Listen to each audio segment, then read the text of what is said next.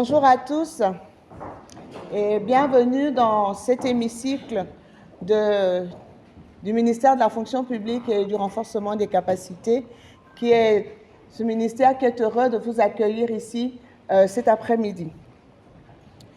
Mesdames et messieurs les professionnels de la presse nationale et internationale, je voudrais, en entame de mon propos, vous remercier sincèrement d'avoir si massivement répondu à notre invitation pour cette conférence de presse consacrée à la célébration de la Journée internationale du service public. Cette journée est célébrée chaque année le 23 juin depuis son adoption par les Nations Unies lors de la 78e session plénière qui s'est tenue le 20 décembre 2002. Cette journée est donc célébrée depuis le 23 juin 2003 par la communauté internationale. Cette année, au ministère de la fonction publique, nous la célébrerons du 23 au 25 juin ici sur notre esplanade sous le très haut patronage du président de la République, chef de l'État, chef du gouvernement, son Excellence Brice Clotaire Oligui Nguema. Cette rencontre avec la presse nationale et internationale nous offre l'opportunité de présenter les contours, les objectifs et les enjeux d'un événement qui revêt une portée toute particulière pour notre pays. Au-delà d'une simple commémoration, il s'agit ici d'un rendez-vous institutionnel majeur destiné à mettre à l'honneur les hommes et les femmes qui font vivre quotidiennement l'État et assurent la continuité du service public au bénéfice de nos concitoyens. Cette édition est d'autant plus symbolique qu'elle constitue la première célébration de cette envergure organisée sous la Ve République. Elle intervient dans un contexte marqué par une profonde dynamique de transformation de l'action publique impulsée par le président de la République depuis le 30 août 2023. En effet, depuis l'avènement de la transition, puis l'installation des institutions de la Ve République, notre pays a engagé une vaste œuvre de modernisation administrative fondée sur la performance, la responsabilité, la redevabilité, la digitalisation des services publics et surtout la valorisation du capital humain. Le chef de l'État a fait un choix politique fort: replacer l'agent public au centre de la transformation nationale. Ce choix n'est pas anodin. Il procède d'une conviction simple mais fondamentale. Il n'existe pas d'État performant sans administration publique performante. Il n'existe pas d'administration performante sans agents publics compétents, motivés et valorisés.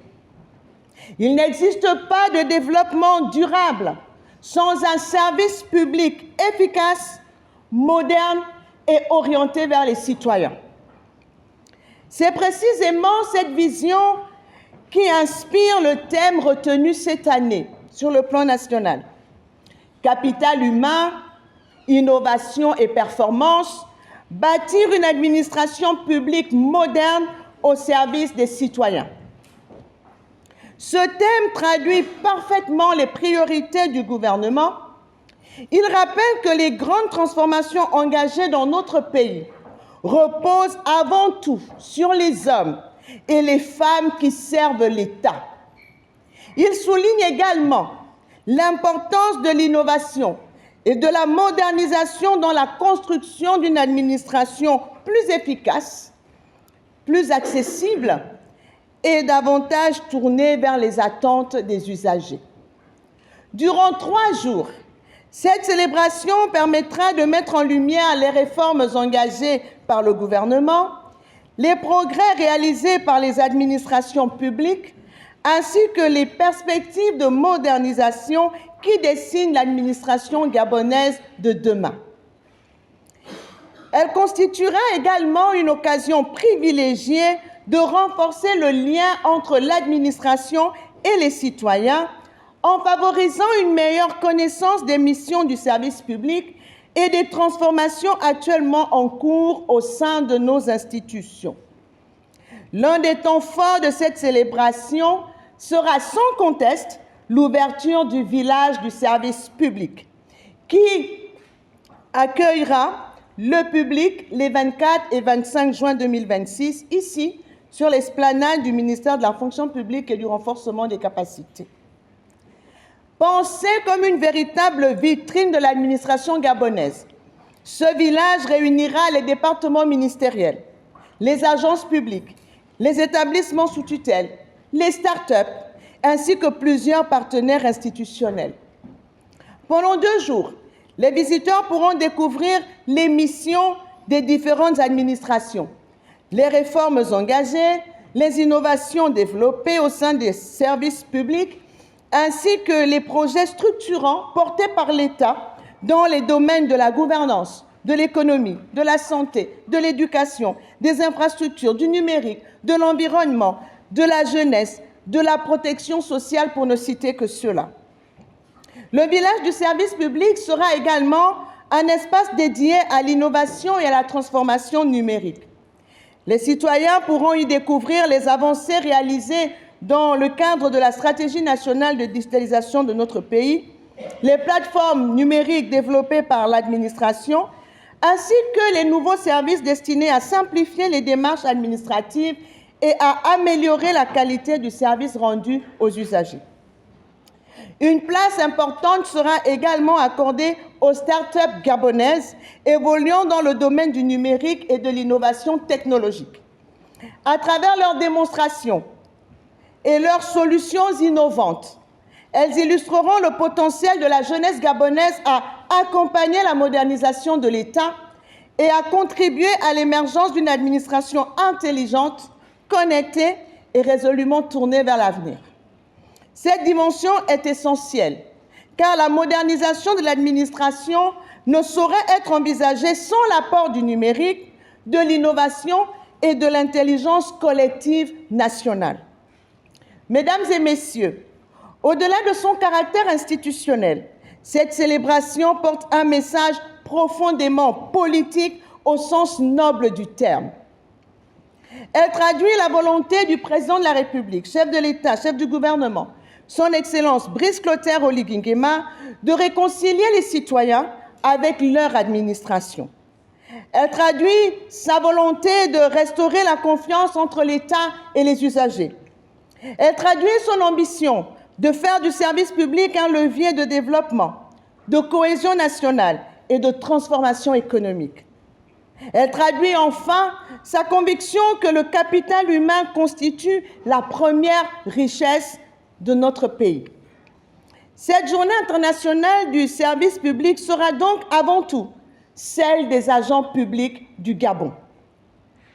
Ce sera la journée de ces femmes et de ces hommes qui, dans les administrations centrales, les établissements publics, les écoles, les hôpitaux, les forces de sécurité, les collectivités locales et les services déconcentrés, contribuent chaque jour à faire fonctionner notre pays. Souvent éloignés de la lumière, ils sont pourtant les artisans silencieux de l'action publique. À travers cette célébration, le gouvernement a souhaité leur rendre l'hommage qu'ils méritent. Leur dire que la nation reconnaît leur engagement, leur dire que leurs efforts comptent, leur dire que leur résilience a permis de maintenir ce pays debout quand il aurait pu s'effondrer, leur dire que la modernisation de l'État se construira avec eux et grâce à eux. J'ai d'ailleurs pu constater à l'occasion des préparatifs de cet événement une mobilisation exceptionnelle des administrations publiques. Cette adhésion massive et collective témoigne d'un nouvel état d'esprit, d'une volonté commune d'accompagner les réformes engagées et de participer pleinement à la construction d'une administration plus performante au service du développement national. Je voudrais également lancer un appel à l'ensemble des citoyens, aux élèves, aux étudiants, aux organisations de jeunesse, aux partenaires au développement, aux opérateurs économiques, ainsi qu'à tous les acteurs de la vie nationale à venir nombreux découvrir ce village du service public.